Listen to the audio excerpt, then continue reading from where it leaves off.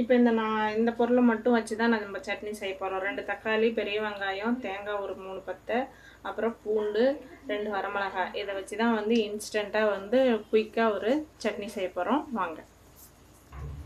எண்ணெய் ஊற்றிருக்கோம். இப்போ பூண்டு வரமிளகாவும் போடுறோம்.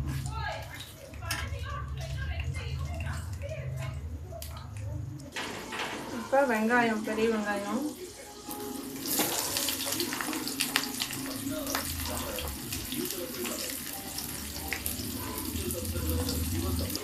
இப்போ தக்காளியும் தேங்காயும் போட்டுக்கலாம்.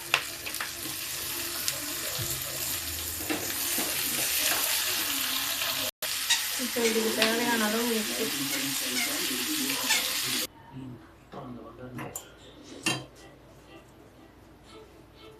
இப்போ இதை அரைச்சி எடுத்துகிட்டு வரப்போம். சட்னி ரெடி ஆயிடுச்சு. இதே மாதிரி நீங்களும் உங்கள் வீட்டில் செஞ்சு பாருங்கள். இந்த வீடியோ பிடிச்சிருந்தால் லைக் பண்ணுங்கள், கமெண்ட் பண்ணுங்கள், சப்ஸ்கிரைப் பண்ணுங்கள். பாய். தேங்க்யூ.